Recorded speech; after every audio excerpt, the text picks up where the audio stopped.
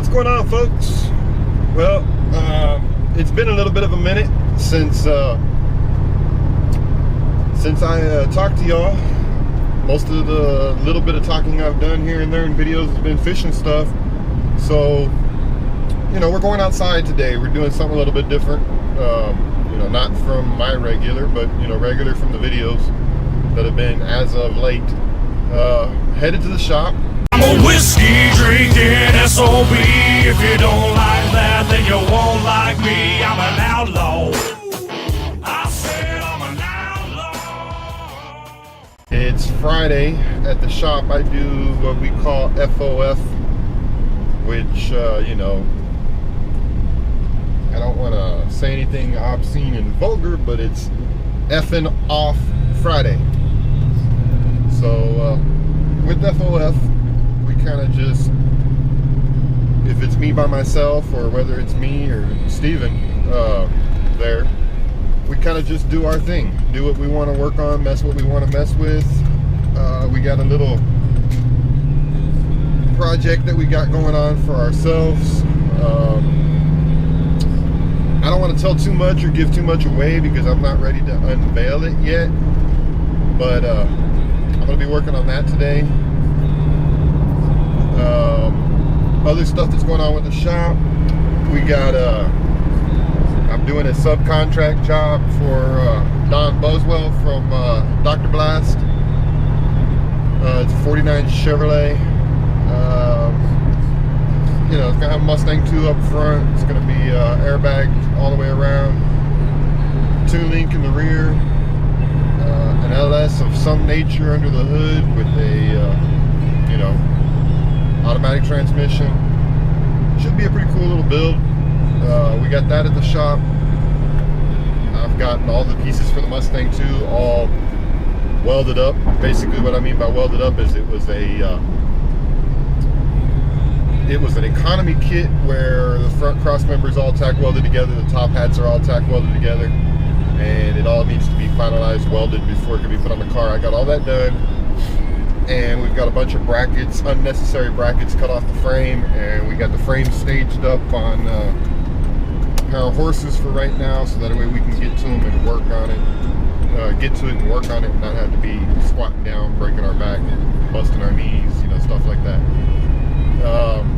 Still got the 36 Ford convertible sedan in the shop. It's sitting dead in the water. Win Brisbane did which is a company that rebuilds alternators, generators, starters, stuff like that, electrical rebuilders. They did a 12-volt conversion on the generator. I got it back and it had the wrong pulley on it. They stated that I brought it to them as is, and I know I didn't because I unbolted it off the car and set it in the back of the truck and took it to them. So they're trying to figure out what we're going to do with the pulley. Supposedly they've ordered me in a new pulley and they've sent it to a machine shop, and they're fixing the existing new pulley to work with their custom armature. So sitting dead in the water on the 36, basically, long story short, until that gets back. And that's pretty much it. Outside the shop, my Roadster, yeah, it's pretty much dead in the water too, man. I need to bleed the brakes, get the brakes bled, and then I can start doing test hops around the neighborhood, stuff like that, make sure it's going to run like it's supposed to.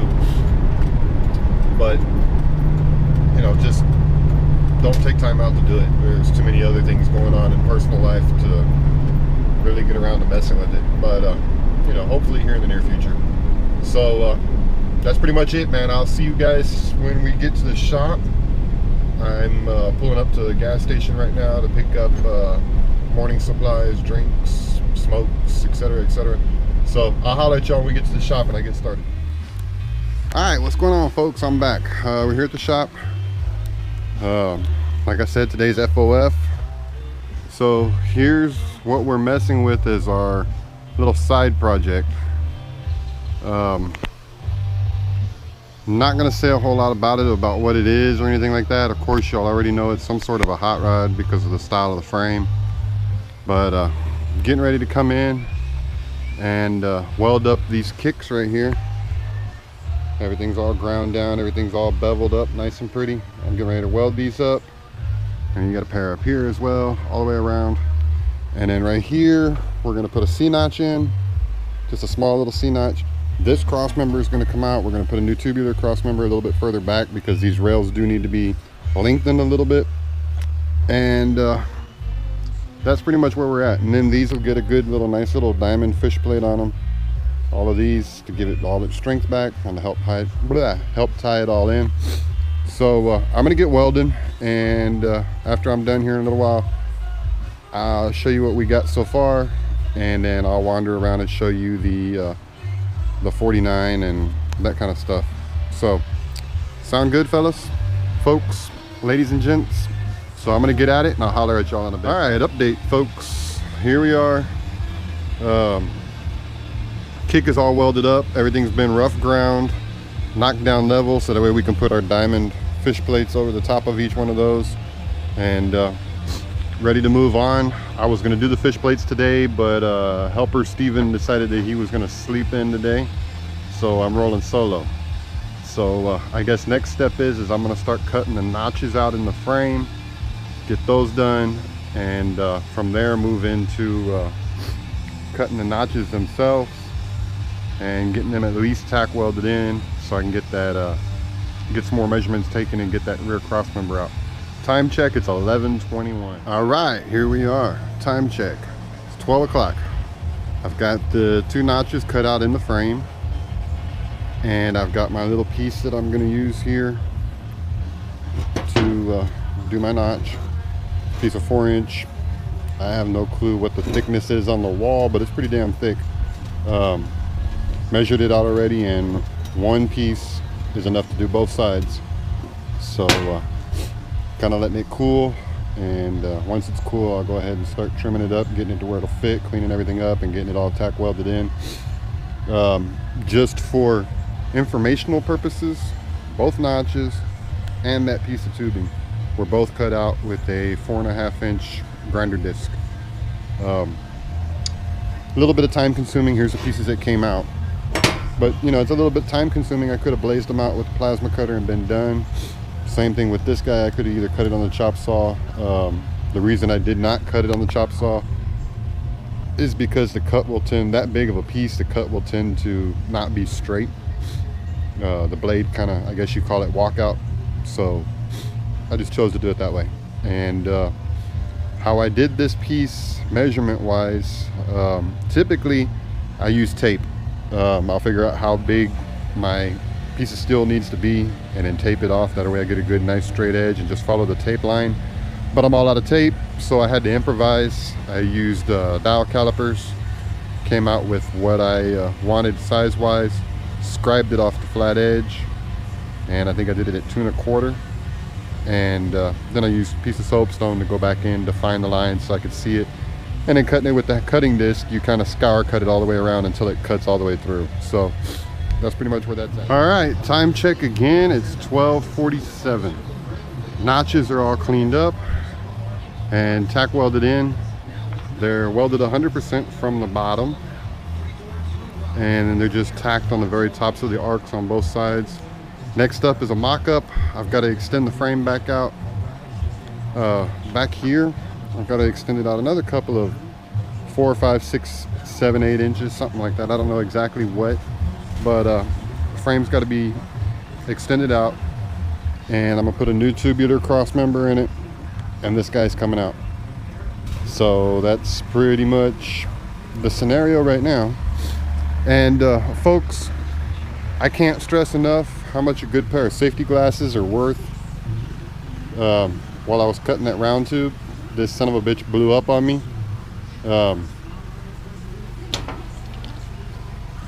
You know, not really a big deal on you know, it blowing up or anything like that, but it embedded a couple of little pieces in my arm.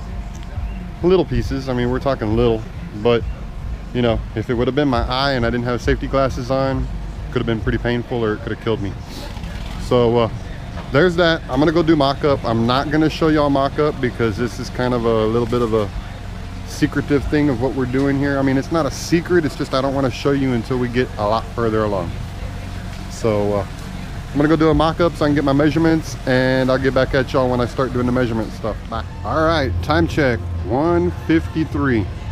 There it is, it's extended back, ended up extending it back 5 inches. Put the new rear cross member in it. Not too worried about my cuts on the rear back here, because between the extension, this is all just pretty stuff. That's all this is gonna be, so I just basically butted them up together. There's no weight back here, there's no factor back here. It's just I'm gonna do some pretty shit with the, excuse my language, I'm sorry. I'm gonna do some pretty stuff with the end of the frame. So that's the whole reason for the extension. And there it pretty much is, kind of mocked up. Everything since I last spoke is just tacked together.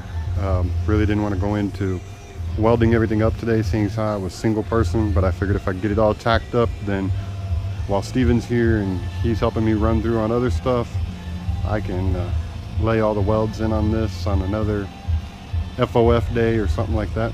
So that's pretty much where that's at. I'm gonna turn the camera off. I'm gonna go do a mock-up, see if I can get all giddy like a little schoolgirl over what it looks like.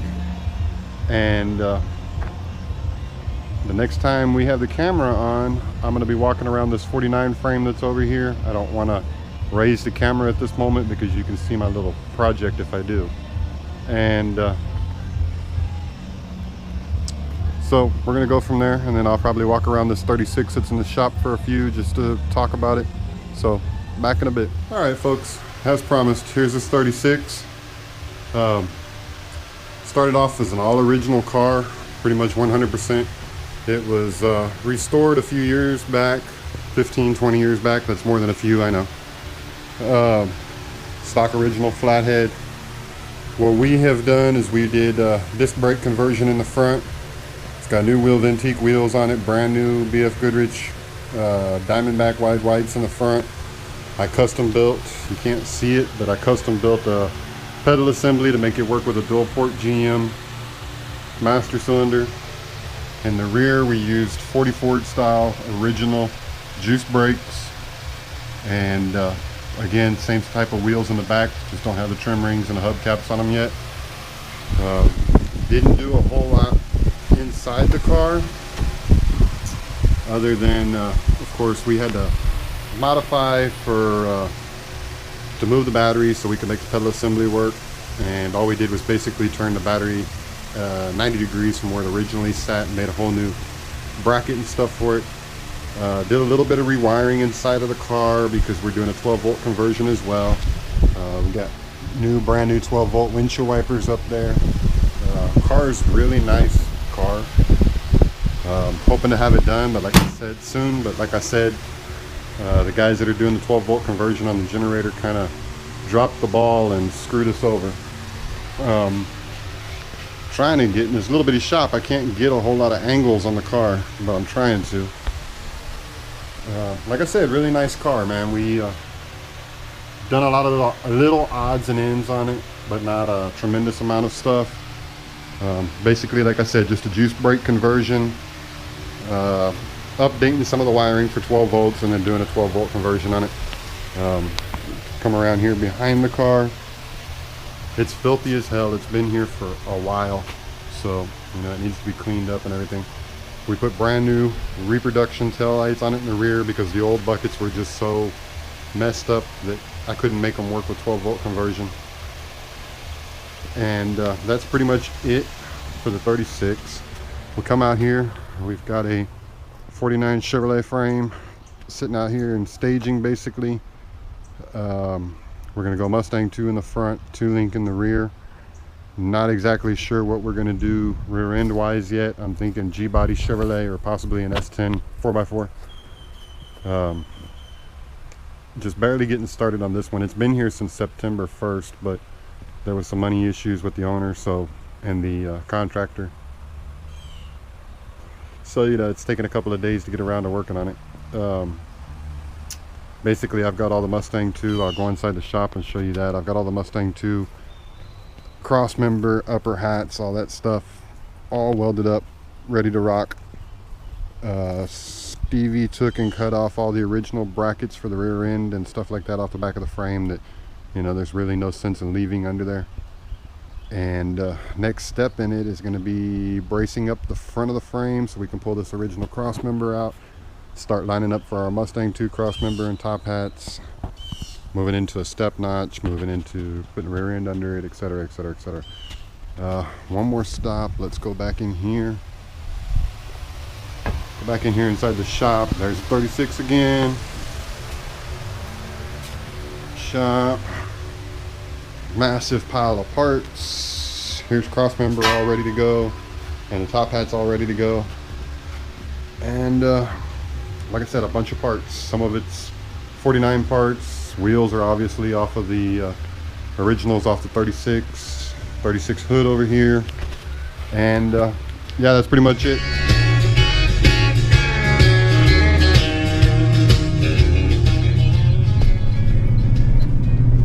Alright folks, well here we go.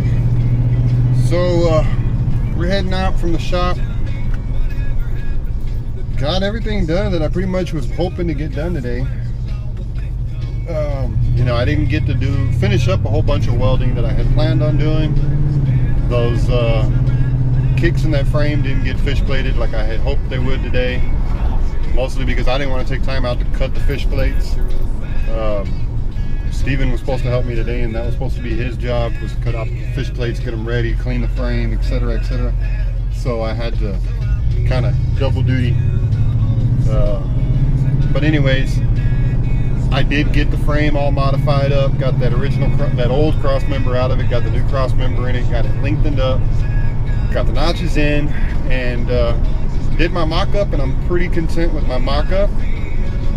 There's a couple of things that need to change here and there, but nothing per se on the frame. The rear end came out of another hot rod that I built years and years and years ago. It still has the saddles on it for the original springs. Those got to be taken off so that way everything sits clean in the notches. And let's just say the easiest way to say it without letting too much out of the bag is the rear end pumpkin hits a body panel. So we gotta compensate for that. Once I got that compensated for, I'll be able to do another mock-up, say that I'm happy and I'm content, and we'll move into making suspension parts for the rear end, which is going to be really cool. It's not new territory for the industry, but it's new territory for me. I've never put a vehicle like this on that type of suspension, but I'm doing it because I'm trying to go outside the box and do something a little bit crazier than the norm. This vehicle is just basically a flip vehicle, something to kind of showcase some of the cool stuff that we can do and have another hot rod together and on the street, and you know, pretty much goes up for sale as soon as it's done. So you know, that's pretty much where it's at. Let's see, other things in the Outlaw TV life. On a plus side, the boat is working on getting carpeting done. All of the boxes are carpeted with the exception of one, and it's the largest one. I ran out of carpet, so I had to order in some more carpet, which I was gonna have to do anyways because I got to do the casting decks, front and rear, etc, etc. So yeah, carpet should be here. I'm not exactly sure. I ordered it 2-3 nights ago, so it'll be here in a couple of days, and I'll get that done, and then we'll go to Bandera and start doing the casting deck. Probably do some video of that stuff just for video fodder, and then from there the boat will go to a mechanic shop, get a new water pump put in it, have a couple of little issues I need to have addressed, and hopefully we'll be on the water fishing by at least to the first of the year. I mean, not at least, but I'm trying to say that it won't be any longer than after the first of the year. So yeah, fishing's been slow. My typical spot that I like to go to, that I have down pat and know pretty much patterns and everything in, has been extremely slow. I don't know if it got popular and it got fished out. I don't know what the whole deal is with that.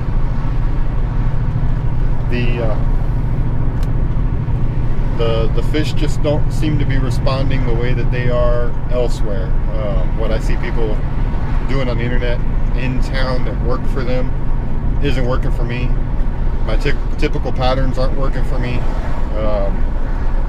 It'll be next month, November, will be a year that I've been fishing there.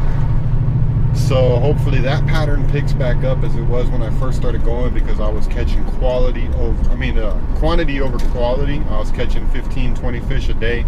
They were all around pound, pound and a half, 2 pounds at the max. I think I caught a 4 pound the first time I went out there. But, you know, I don't really know what the deal is with it. Other places just, yeah, I've got 2 spots that I really like to fish. And, you know, they're both pretty much the same, man. I just can't get anything to work for me. I do know that we're talking about going to Medina Lake maybe this weekend and doing some fishing with mom and dad in a pontoon boat. So that's kind of cool. You know, just a chance to get on the water and do some fishing other than bank fishing. And then Melissa and I are talking about doing a couple of guide services just to learn the lake and how to target, so I can go back and repeat the process and be able to do it by myself. I'm wanting to get into some stripers on Canyon, so I'm looking for a guide for that, which I'm still looking for. So if there's any guide guys out there, or any of you guys that follow that know a guide or whatever, man, hit down in that comment. Let me know. Let me know some info. We're gonna do a Nueces River run. I've never fished a Nueces River. So we're going to do that when the white bass start to spawn and run out there. And that, again, that'll give me the opportunity to go and see where to put in, where to go fish, what to look for on the graph, and, you know, where to go fish, what baits work, etc., etc. Then I can go back and replicate it and learn my own little style for what I want to do to catch the same fish, and we'll be good. So yeah, that's pretty much where we're at. I don't know, other things in the outlaw life. The Roadster's just there. We discussed that in the very beginning of this video, so, you know, no need to rehash that out. Gonna try to keep putting up videos. I know I slacked there for about a month and a half. I didn't put up anything, but that's because fishing was boring. I was in a big hole for at the shop. You know, 36 was sitting dead in the water. I had nothing else. The 49 had come in, but I wasn't going to work on it without a deposit, you know, money, whatever. So now that we're back up and moving at the shop, I'll do some more footage at the shop, some more working on stuff, things going on. Probably if I go fishing this weekend, I'll throw a video up if we catch, which I'm sure if we go catch, excuse me, can't get my words together. If I go fishing with mom and dad in a pontoon boat, I'm sure we'll catch. I just don't know quality, quantity, species, etc. But, you know, hopefully I'll get some video up on that. And yeah, that's pretty much it. So I'll catch you later, and y'all have a good weekend if I don't see y'all before then.